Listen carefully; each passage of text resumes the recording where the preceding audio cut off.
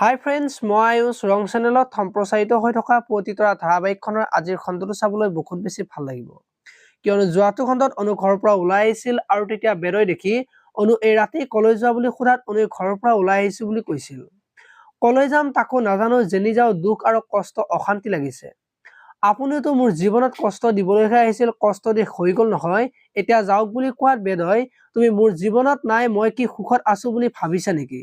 তুমি দেখোন সেই ল'ৰাটোৰ লগত ডাঙৰ ডাঙৰ সপোন ৰচিছা বুলি কোৱাত অনুৱে সেইখিনিয়ে বিশ্বাস আপোনাক ভাল পোৱাৰ পিছত আনৰ কথা মই কেনেকৈ ভাবিব পাৰো বুলি কোৱা দেখিবলৈ পাইছিল। আজিৰ খণ্ডটোত বেদই অনুক আজি মন্দিৰলৈ লৈ যাব আৰু তাৰ পিছত মন্দিৰত বিয়া পাতি অনুক ঘৰলৈ ৰত্নই লৈ যাব। আৰু তেতিয়া বিন্দুই দেউতাকক বেদই অনুক বিয়া পতা কথাটো কব আৰু তেতিয়া দেউতাকে তোৰ ককায়ে ঘৰলৈকে ছোৱালী আনিছে, যা ঢোল পেপা আন আৰু নাচ বুলি বিন্দুক কব। আৰু মোৰ অমতত যদি এইবোৰ হৈছে, মই কেতিয়াও তহঁতক এইখন ঘৰত স্থান নিদিও বুলি দেউতাকে কব।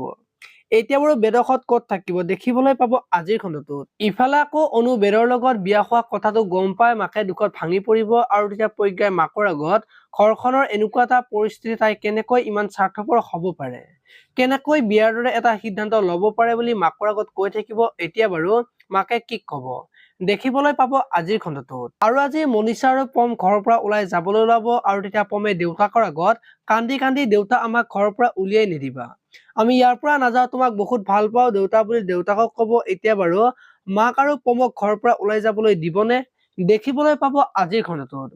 আপোনালোকে পতিতৰা ধাৰাবাহিকখন চাই কেনেকুৱা পায় কমেন্ট কৰি জনাব। আৰু যদি আপোনালোকে এতিয়ালৈকে চেনেলটো ছাবস্ক্ৰাইব কৰা নাই তেতিয়াহ'লে চেনেলটো ছাবস্ক্ৰাইব কৰি ভিডিঅ'টোত এটা লাইক কৰি দিব। ধন্যবাদ।